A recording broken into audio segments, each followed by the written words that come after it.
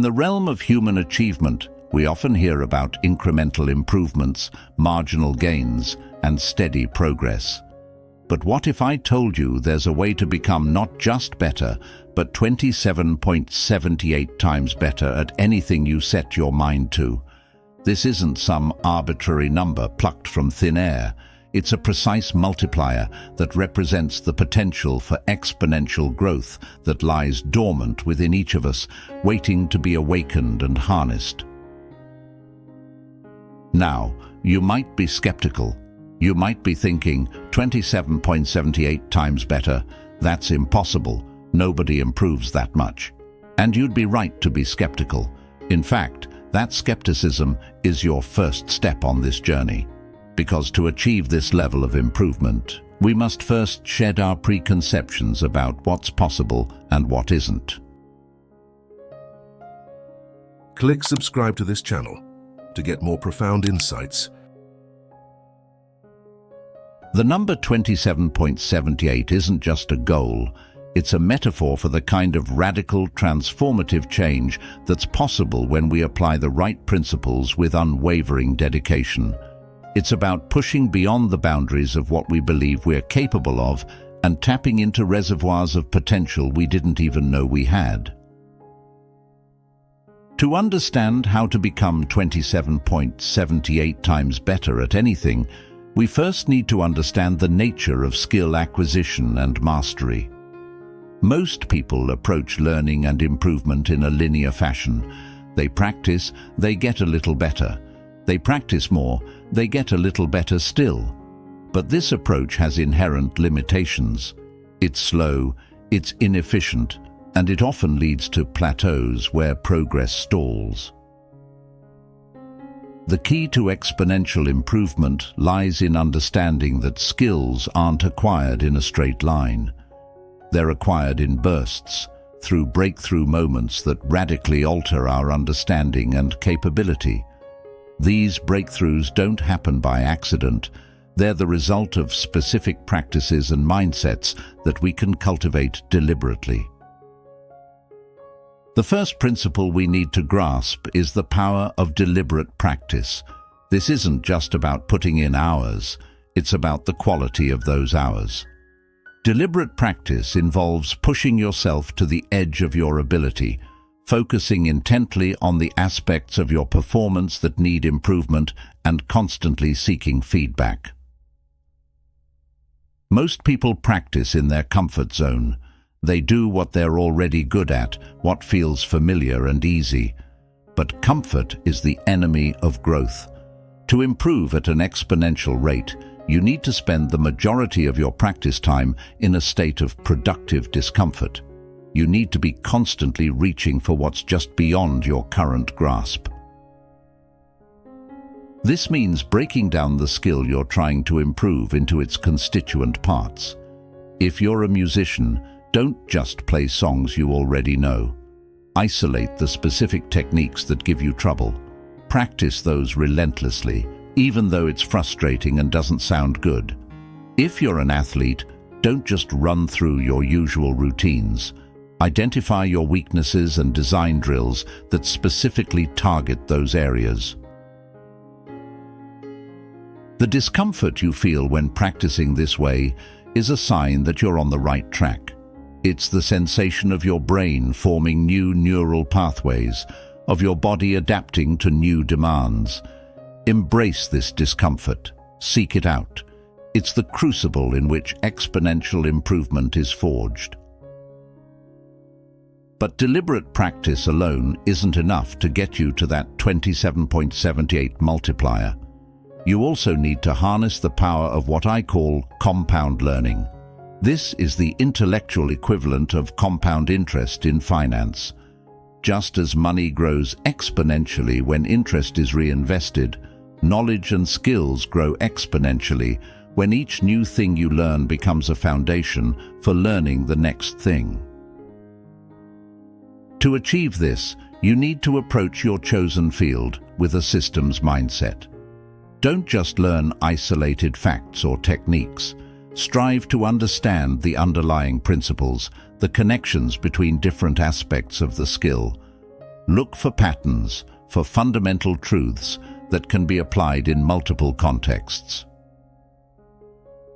For example, if you're learning a new language, don't just memorize vocabulary lists. Understand the linguistic structures, the cultural context, the historical evolution of the language. Each piece of knowledge you acquire should serve as a hook on which to hang future learning. This way, your rate of learning accelerates over time. What once took you a week to learn might now take a day. What once took a month might now take a week.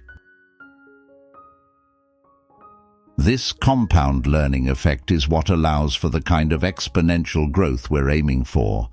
It's how you can go from barely competent to world-class in a fraction of the time it takes most people. But here's where many people falter. They underestimate the power of small, consistent actions compounded over time.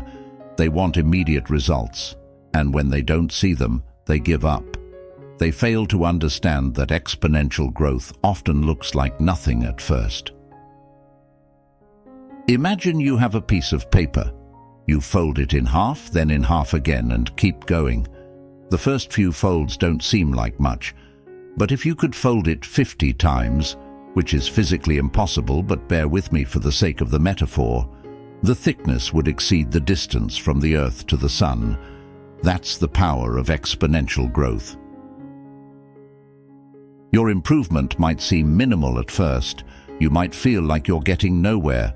But if you trust the process, if you maintain your deliberate practice and compound learning, you will eventually hit a tipping point where your rate of improvement skyrockets. This brings us to another crucial principle, the importance of measuring and tracking your progress. You can't improve what you don't measure, and you can't achieve a 27.78 times improvement if you don't know where you started. Establish clear, quantifiable metrics for your performance. If you're a writer, it might be words written per day, or the time it takes you to complete a first draft. If you're a salesperson, it might be your conversion rate or the number of cold calls you can make in an hour. Whatever your field, find ways to put numbers to your performance. Then, track these metrics religiously. Keep detailed records, analyze your data. Look for trends, for correlations between your practices and your results. This data will be your compass, guiding your efforts and showing you where to focus your energy.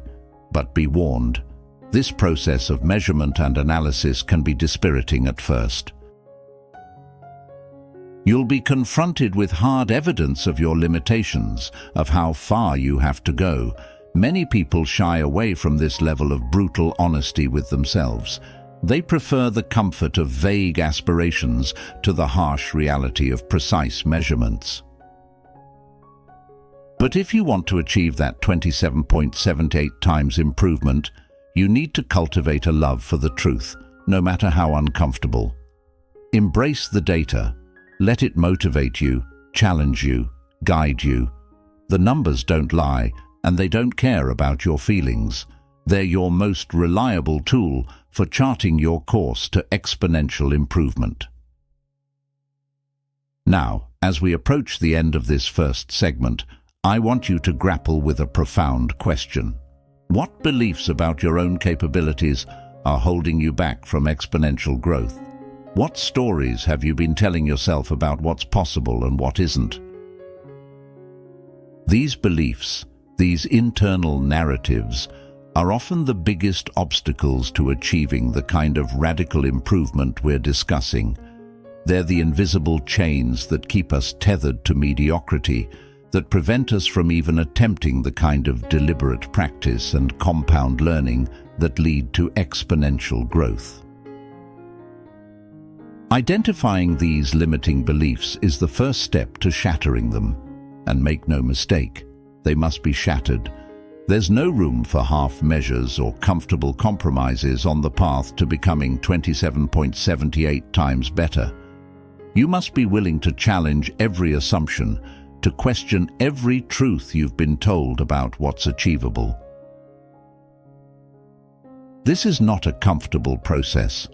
It requires a level of intellectual and emotional honesty that many people find disturbing. It means admitting that many of your past failures were not due to external circumstances, but to your own limited thinking and half-hearted efforts. But this brutal self-assessment is also incredibly liberating, because once you realize that your limitations are largely self-imposed, you also realize that you have the power to remove them.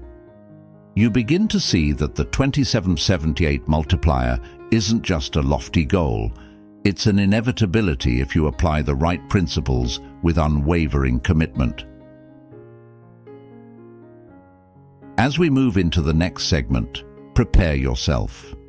We're going to delve deeper into the specific strategies and mindsets that make exponential growth possible. We're going to challenge your assumptions, push your boundaries, and unlock potentials you never knew you had.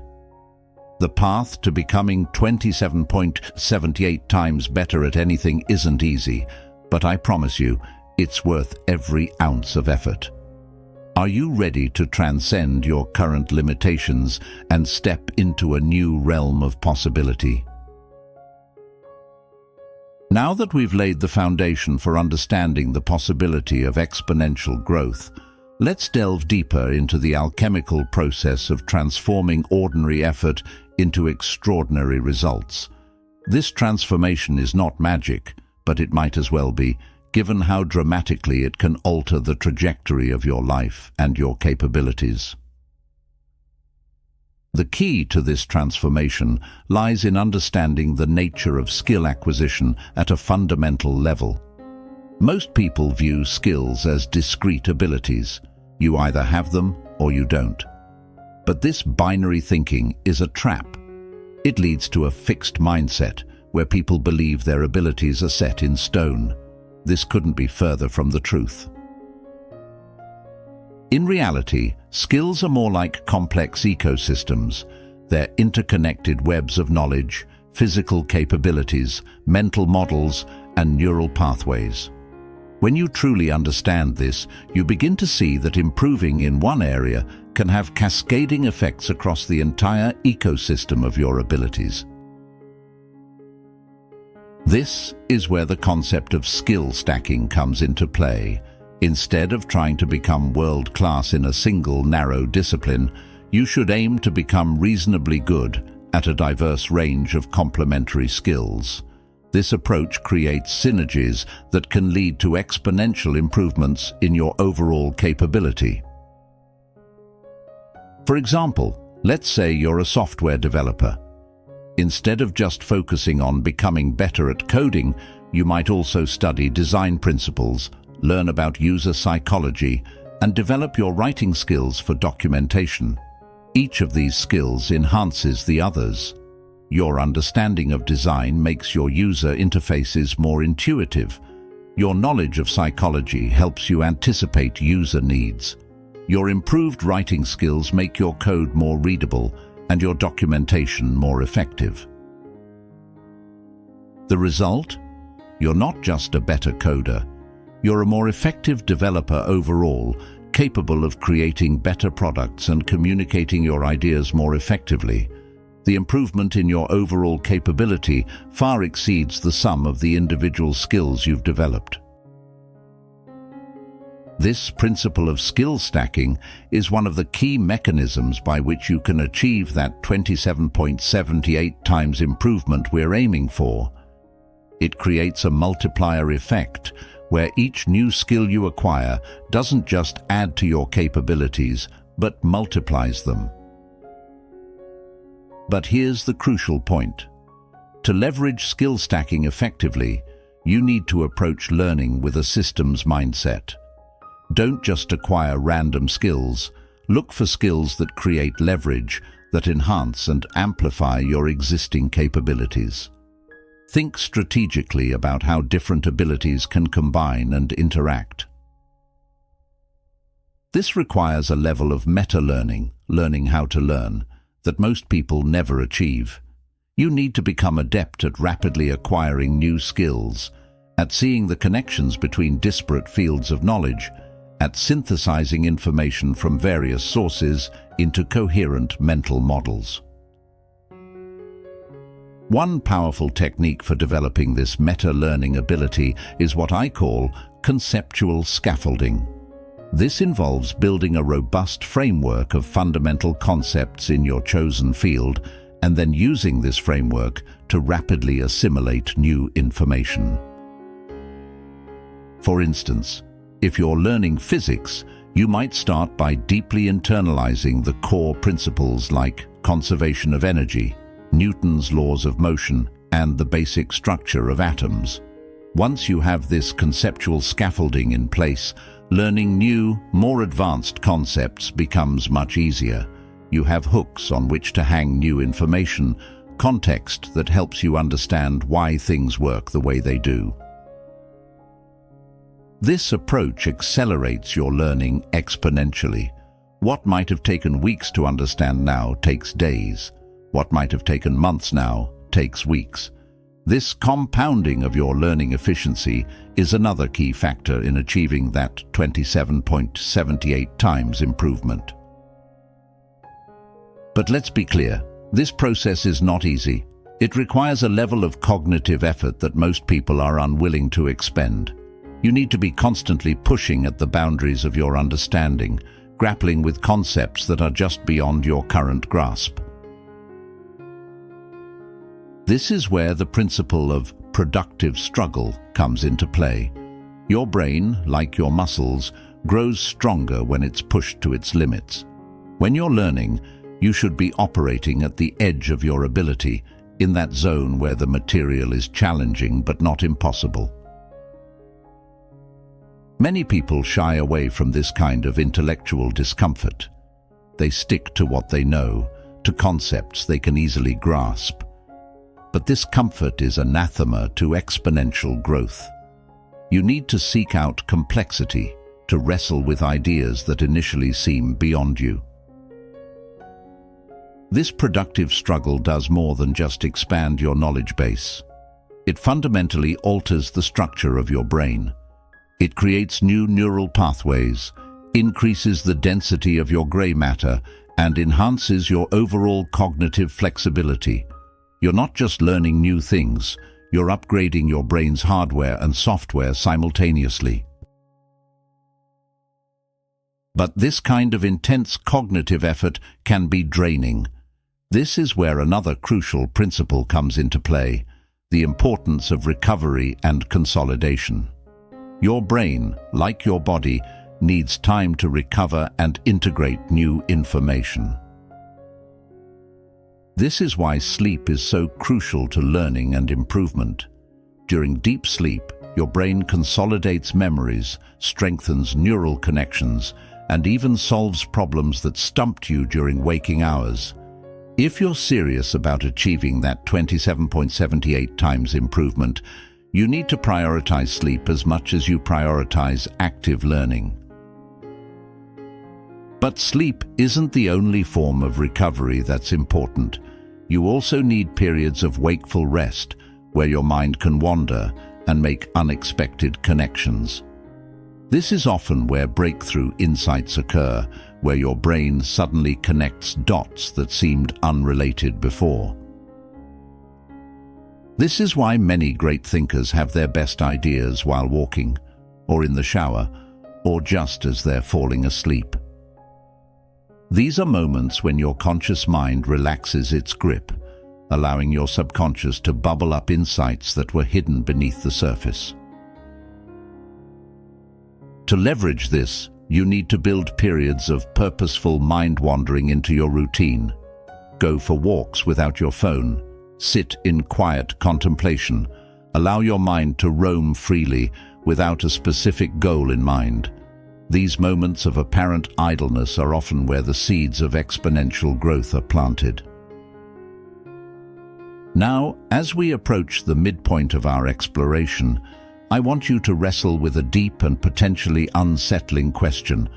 What parts of your identity are you willing to sacrifice in pursuit of exponential growth? This question cuts to the heart of why most people never achieve the kind of dramatic improvement we're discussing, because to improve by a factor of 27.78, you can't just change what you do. You have to change who you are. Your current identity, your self-concept, your habits, your beliefs about what's possible, is intimately tied to your current level of performance. To achieve exponential growth, you need to be willing to shed this old identity, like a snake shedding its skin. This is profoundly uncomfortable. It means admitting that many of your current beliefs and habits are holding you back. It means being willing to look foolish as you struggle with new skills. It means letting go of the comforting familiarity of your current capabilities and venturing into the unknown. But this shedding of your old identity is also incredibly liberating. It opens up new possibilities, new ways of being in the world. It allows you to redefine yourself not based on who you've been, but on who you're capable of becoming. This willingness to reinvent yourself, to constantly evolve and grow, is perhaps the most crucial factor in achieving that 27.78 times improvement. Because the person who starts this journey is not the person who finishes it. The you of today is not capable of performing at that exponentially higher level. But the you of tomorrow, the you that you're in the process of becoming, absolutely is.